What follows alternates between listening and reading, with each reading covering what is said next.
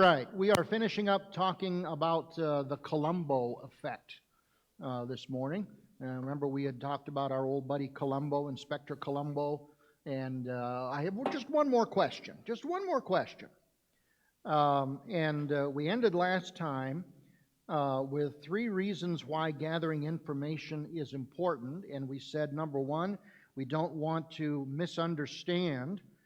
Secondly, we don't want to misrepresent. And then thirdly, we don't want the person to misunderstand themselves. And,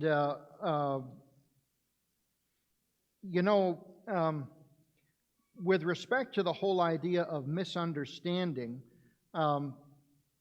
some questions or some challenges can be so vague at times.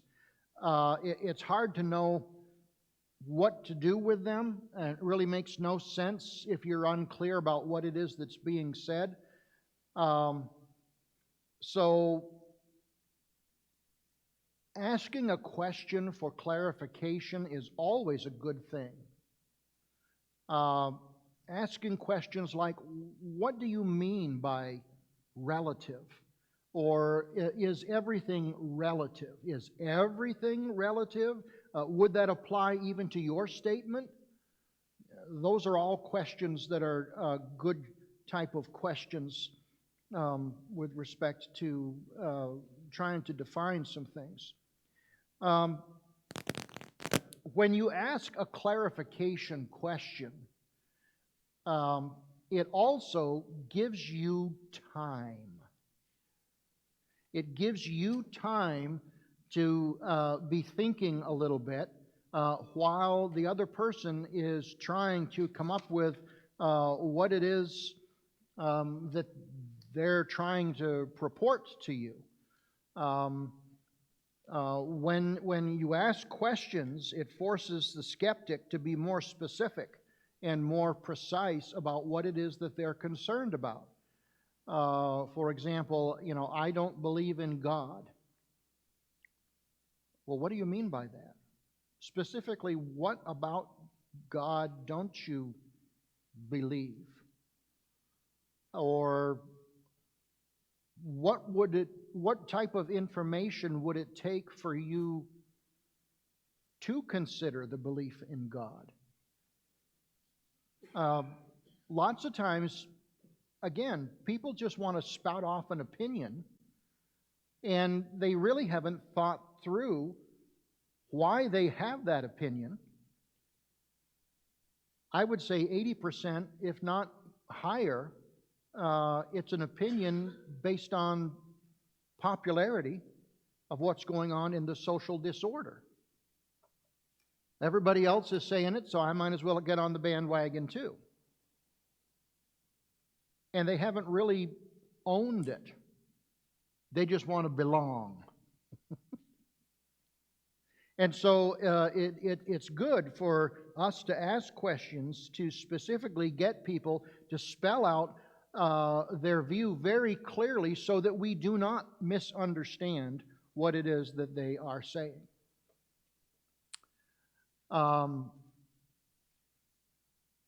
So for someone to say, I don't believe in God, and you say, well, what specifically don't you believe? Maybe we can get them to zero in and say, I don't believe that God is a loving God if He allows so many bad things to happen in the world. Aha, now we're getting somewhere. Now we've kind of narrowed it down a little bit.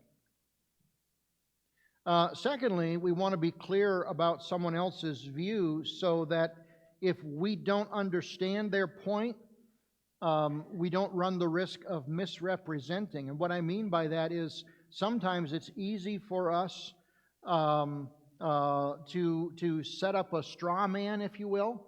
You know what a straw man is, right? Something that you set up that is very easily for you to knock down. If we're guilty of using that straw man fallacy, we might be giving a brilliant refutation about something, but it might have nothing to do with what the person actually means. So we want to make sure that we do not misunderstand their point. so that we can actually get the view that is coming across. And then we ask that question, what do you mean by that? Because it's useful in helping the other person to clarify what they say, what they're actually saying. Maybe they haven't thought very deeply about this particular point that they're trying to make. And again, it's easy for someone to just ape out, I believe this. Well, why do you believe that? Well, because. Well, because. Could you be more specific? Well, I just do. Well, then you know they haven't thought through the issue at all. And, you know, it's hard to argue with ignorance.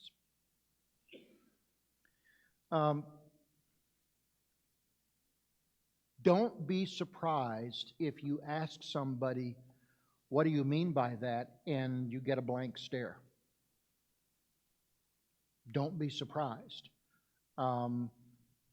Because when you ask for clarification, lots of folks simply don't know what to say because they have not thought it through. Even though people have strong opinions, very rarely do they reflect on their opinion.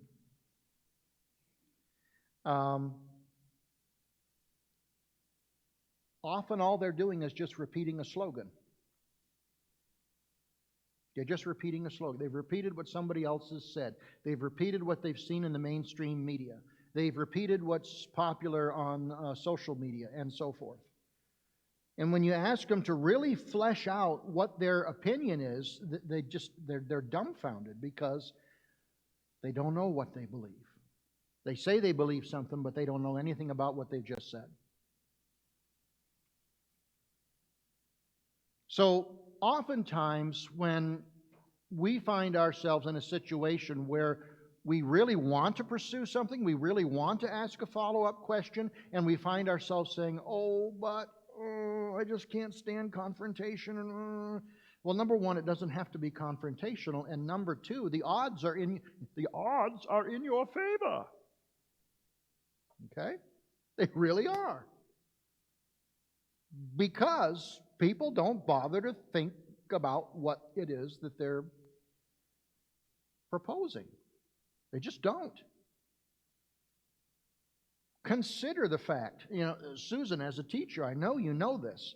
We are living in a day and age where we are raising a generation of people that don't know how to think.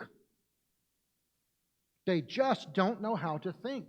We have lost the element of teaching rhetoric and problem solving and thinking. I'm not talking like math problems or anything like that. I'm just talking about logic in general.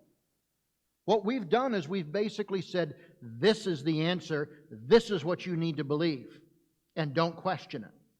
Because if you do, you might make somebody else feel threatened. That's what we're dealing with today. And that too, yes. If you don't ape back to me the information in universities especially, if you don't ape back the information that I want you to ape back, you will fail. I'm just going to tell you right now, you will fail. And not even universities. There's some high school classes where you have teachers that are that way. And it's unfortunate. So asking questions is a very, very good way to clear up any ambiguities and gives us more precise picture. It gives us a chance to. It also gives us a chance to test the water as to whether or not we want to pursue this conversation.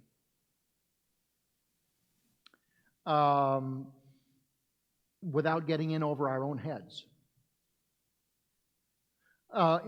let's be honest. I mean, it may very well be if you ask somebody, well, what do you mean by that? And then they begin giving you a diatribe. You know that person's done their homework. Do you really want to get involved in a conversation? Asking yourself, have you done your homework? Or do you want to say, oh, okay, well, thanks for clarifying. Move on. So it does give us a chance to test the waters a little bit. I know that's a cop-out, but it's true.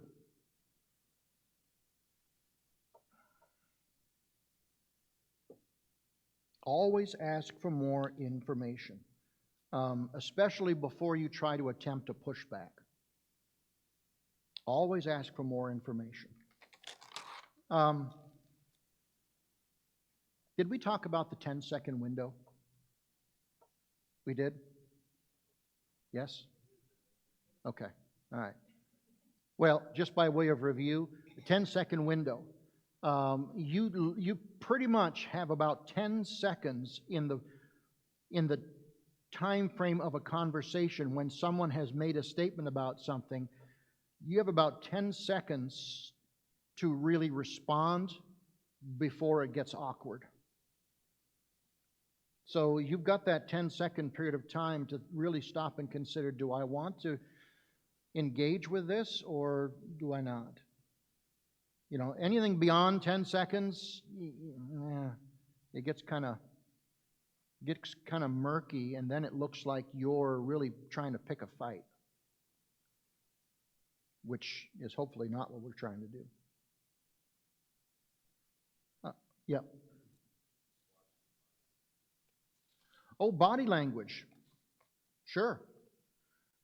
Defensive body language. What's it look like? Arms crossed. What else? Alden is so on the defensive right now. Yep, that's right. Got 10 seconds to figure it out. That's right. Yep.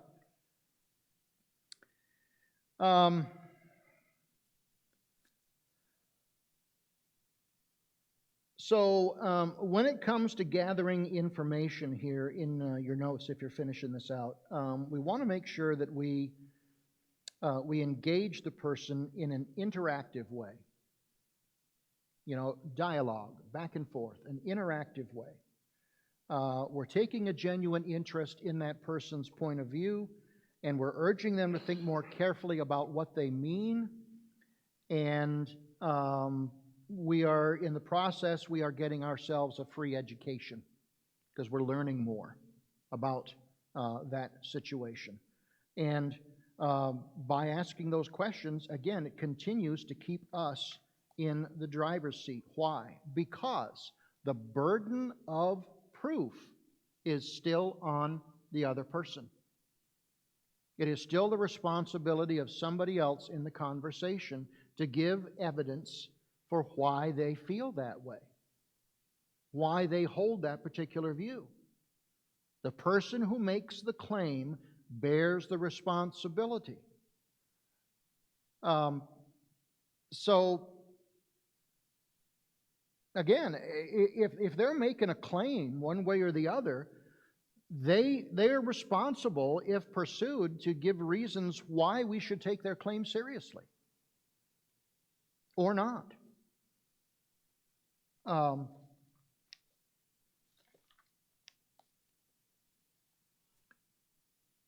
So what do you mean by that is the first good old Columbo question. A second Columbo question is a really good one, and here it is. How did you come to that conclusion? How did you come to that conclusion? They've made a statement. You engage by saying, could you tell me a little bit more what you mean by that? Then they give you something. And then you say, how did you come to that? How did you arrive at that? Again, you put it back in their corner. It shifts the burden of proof on the challenger where it belongs. It's a whole lot gentler to say it that way than to say, well, where are your facts? All right, then you're asking for a fight. All right? A kinder, gentler tone, is why do you say that? What are your reasons for holding that view? I'm curious, why does that view seem compelling to you?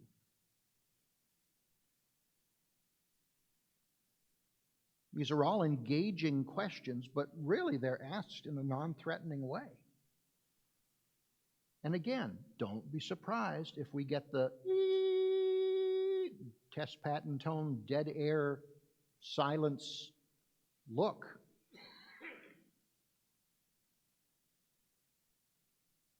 The truth is this: most critics are very eager to attack our faith, but they are not prepared to defend their own.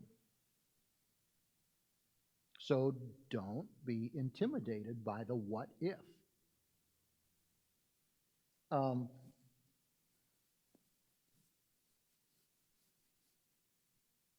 We shouldn't have to feel like we need to counter every statement that somebody makes.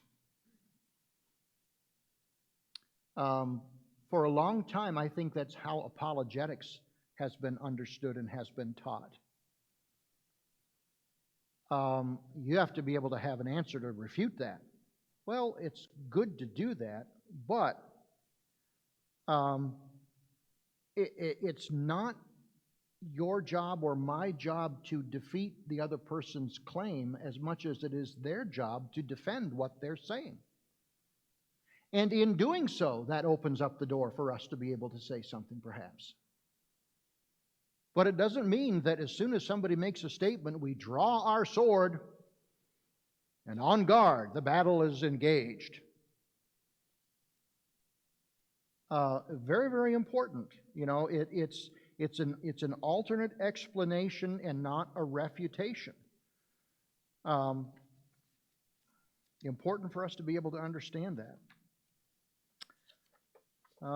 Let's see. I think that's all I want to say with regards to Columbo. Anything else?